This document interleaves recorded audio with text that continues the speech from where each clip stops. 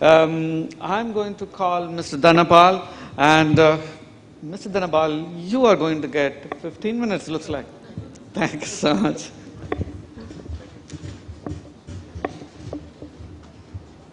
In fact, if everything goes on well, very good evening to all of you. Technically, I am the last speaker, but I want to listen to his session. Remember, after when Ravi finished, he said, I have something else to show, right? I want to listen to that. So I'll probably do it in 10 minutes so that we can listen to his, the second part of your, yep, sure, cool. Very good evening to all of you. So inspiring, right? Yeah, next slide. I'll use this, yeah. Thank you. So this is the topic, I have 41 slides, but I'll take 5 minutes, 10 minutes maybe, right? Max. It is all about technology, right? We spoke so much in the morning. We heard so much in the afternoon, right? About technology. So I just want to leave you with one simple message, right? When I talk to students today, there is so much of, fear, uncertainty and doubt, a lot of them have, questions on confidence, so I think at the end of my session, I want to just leave you with one simple message, right? They fear uncertainty. The students today, I'm not sure about faculty, but definitely students have a lot of fear about the future. They think they live in a very uncertain world, right? And you can always figure out that technology is one of the reasons which is causing them this uncertainty, right? Causing them the fear. They feel a little less confident that when they pass out after 4 years, what kind of technology is going to exist, right? That's what they're probably thinking. So will I read, whatever I read today, is it going to be relevant 4 years later? They always think about it, right? And they are also knowing that technology is changing so fast, right? Listen to all the speakers here. Technology is on the move. Technology is on a dance. It's so dynamic, right? So they are thinking, how quickly can this technology get into my syllabus, into my textbook, into my curriculum, board of studies, by the time technology would have moved, right? So I am saying, you can actually use technology to solve this problem. And that's what I want you to remember, that the same technology which is inducing fear in the minds of students and making them to think that, am I walking into an uncertain or a certain future, right? How certain is my future? I'm saying you and all of us here, ours in the industry, can actually give them the confidence with technology. How? My message is very simple.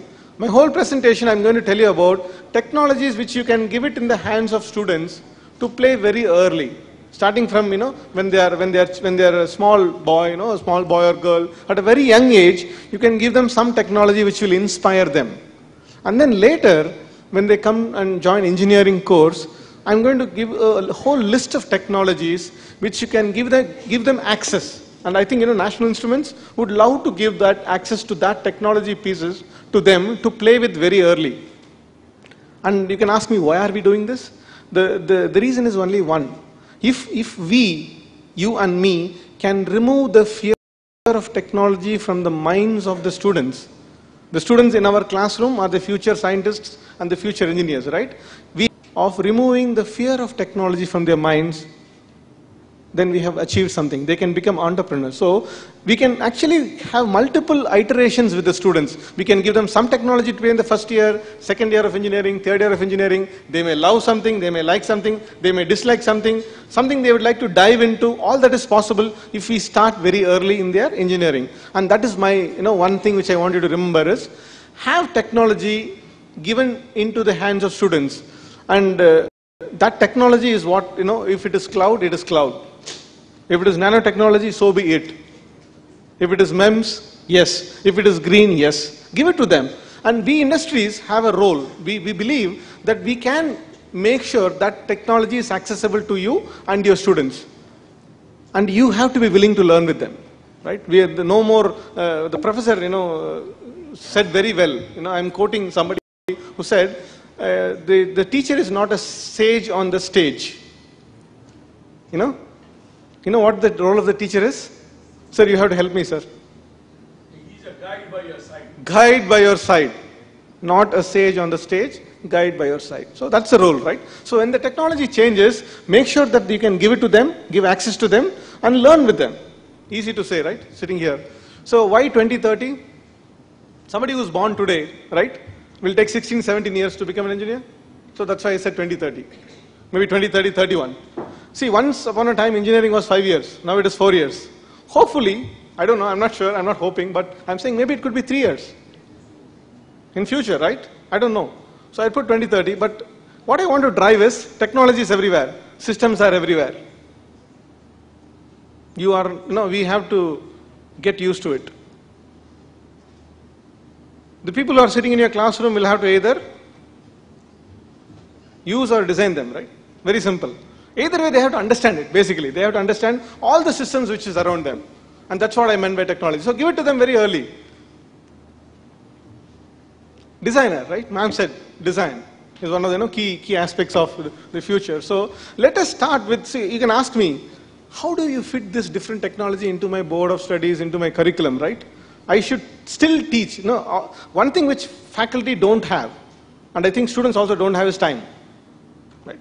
Every faculty I meet tells me we are running against time. We can hardly finish the syllabus. So there is no point in go on adding more and more content into the 4 years or 3 years of engineering, right? We have to start removing things which are irrelevant while we add new things. And that's what we all try to do. But when I heard all the speakers, everybody said, please don't touch the fundamentals. Please don't touch the basics of engineering. The core of engineering has to be understood.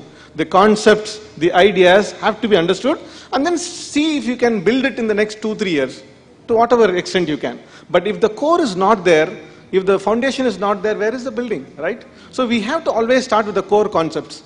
And my suggestion to you, my recommendation to you is, and what I can partner with you is, to bring in technology when your students and you are trying to teach them the core concepts. It could be Thevenin's theorem, it could be Ohm's law, it could be Kirchhoff's law. Whatever you are teaching, you can build those blocks from the bottom. I'm not sure whether this is readable, right? Whether it is a very basic course in engineering, and then you start building on top of it, to advanced control or maybe embedded system design or something on communication on SDR or MIMO, and then building an application or a project out of it, right? Slowly we have to build this. Right? And this is where technology can play a role. Every layer, starting from understanding his understanding or her understanding of Thevenin's theorem, all the way up to something which is, a little complicated. And we have something which can connect those blocks. If you look at those blocks, we have something we believe which can connect those blocks like an icon. Right? So your job is to stitch these concepts together. Make sure that they understand the core of engineering in those simple concepts. And as they move through the second year, third year, can you stitch them together? Like a tailor, putting those pieces of cloth to create a beautiful suit. That's the whole. And then this can be done around, a competition or a project. So we believe in this philosophy. Do engineering. If you read this sentence, I will only want you to remember, do engineering. So gone are the days of teaching engineering, learning engineering. Engineering is all about doing, right? So we will start with inspiring, inspiration. If you don't have inspiration, you will not do engineering.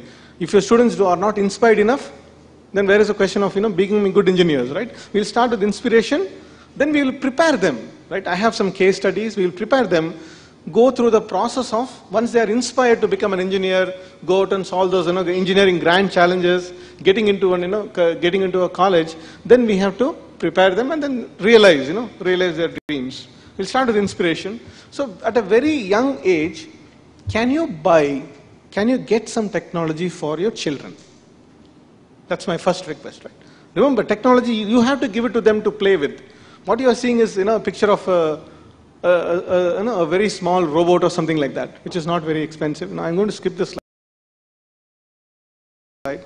But then I'm saying, we can do engineering when you are in the first year, first semester.